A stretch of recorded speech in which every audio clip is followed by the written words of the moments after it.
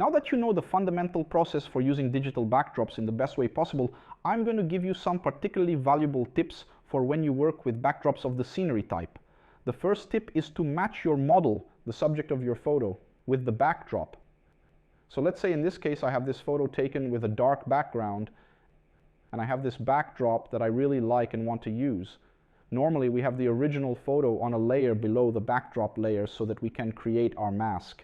But in this case, the first step would be to reverse this order and apply a degree of transparency by controlling the opacity, so we can analyze if the size of our model is compatible with the size of our scenery, so it doesn't end up disproportionate and negatively draw attention to the use of the backdrop.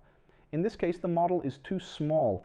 If you use these ornaments as a reference, the ornaments are almost half the size of the model's body. The flowers are much larger, almost the size of the model's face.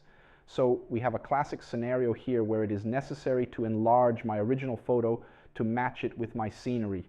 In this case, I'm going to enlarge the model and position her in the scenery. This is also a trick so that you can better position the model in the digital scenery.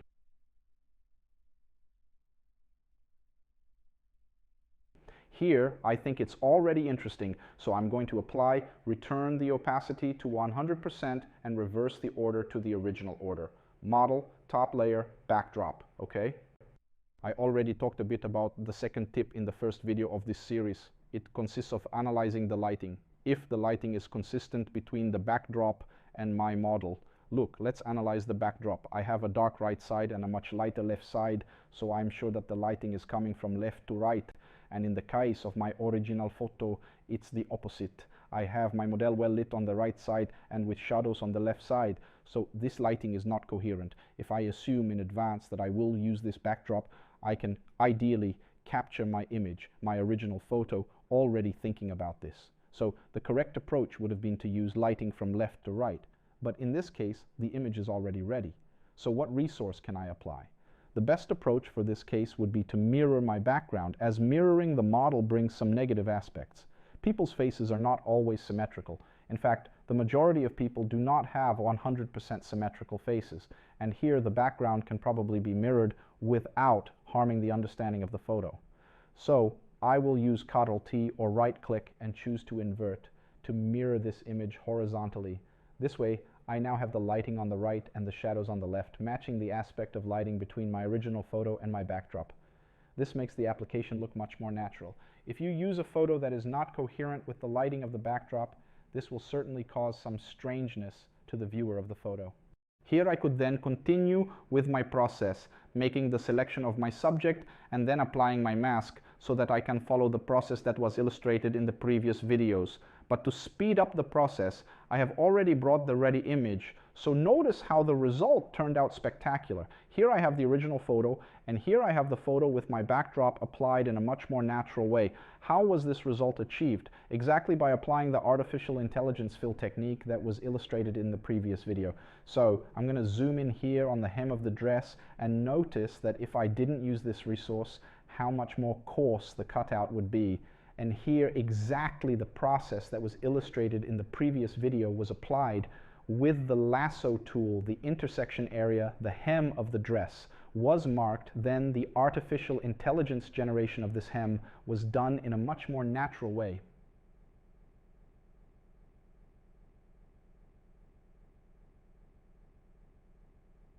I will cancel the process to show with and without. Look at how Photoshop itself generated shadows, creating something much closer to what would be the reality of this model in that scenario. This was done in several points of my photograph. Here on the arm, on this side, in the hair, making it extremely natural. Therefore, it's a process that you need to do calmly. I don't recommend that you make a global selection of the entire photo, but rather do it in stages. As explained in the previous video, you can start with the hem of the dress, then move on to the side of the dress, and so on. Notice that several fill-ins were done here, and the result is truly impressive.